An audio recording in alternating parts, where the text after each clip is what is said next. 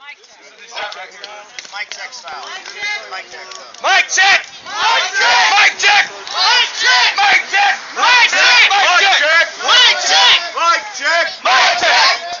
We face the greatest threat to our civil liberties that we've faced in decades. The Obama administration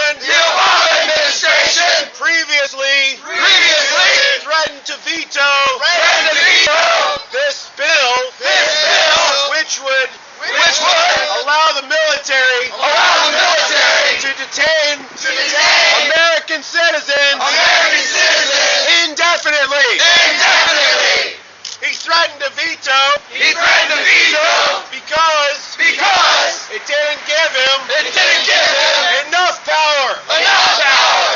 Now they've given him the power that he wants. So he's retracted his veto threat.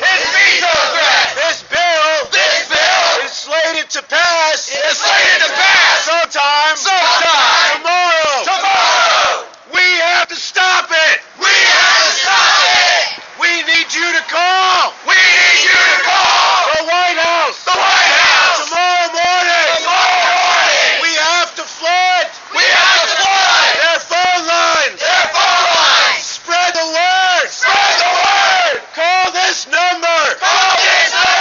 202 456 11. Call it tomorrow morning. Beginning at 9 a.m. And keep calling. Tell them they cannot detain American citizens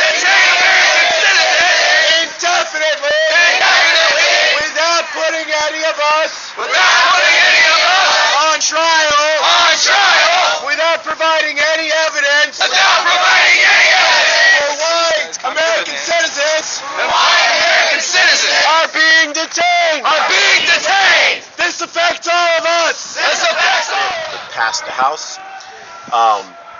Previously, the Obama administration threatened to veto this bill, but just this past week, the Obama administration retracted their veto threats.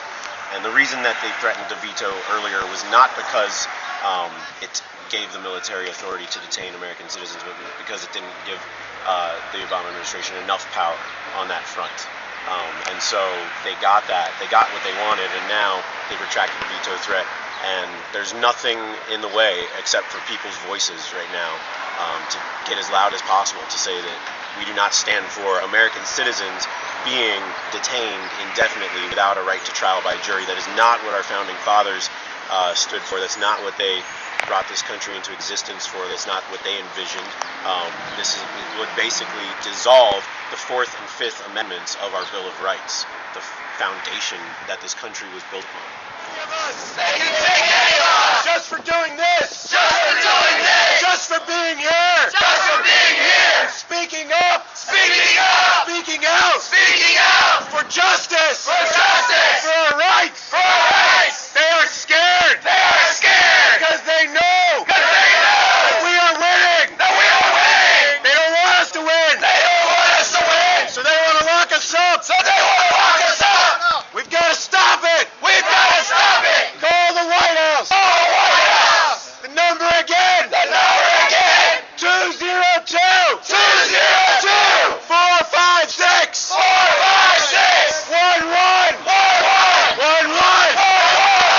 Call it. On the phone line.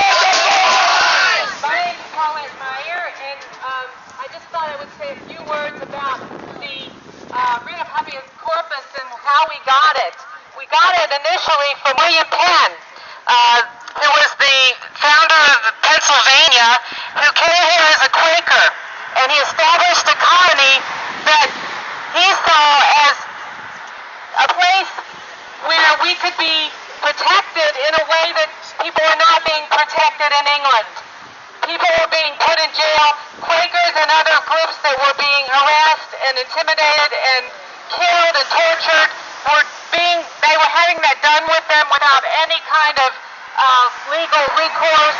And this was really fundamental to the founding of Pennsylvania. And the charter of privileges for the state of the colony of Pennsylvania was used to establish our Bill of Rights. So this goes back to the beginning, the founding principles of this country. And it was created by a peace-loving people who were seeking a place to play out their peacefulness. And one of the things that William Penn was so clear about was that peace does require justice. And that in order to have justice, we needed to have laws. And that laws, in order to be effective, needed to be enforced. And in order to have laws enforced, we did need to have government. Corporations need to be controlled. So I want to sing just this one brief quotation that put some music from William Penn that speaks to this. It's a quotation from a treatise that he wrote calling for a United Nations of Europe. Peace requires justice. Justice requires law. Peace requires justice. Justice requires law. Law requires government. Law requires government, not only within nations, but also between nations. We cannot let this writ of habeas corpus is so fundamental to our country's freedom go like this. We must stand up against it.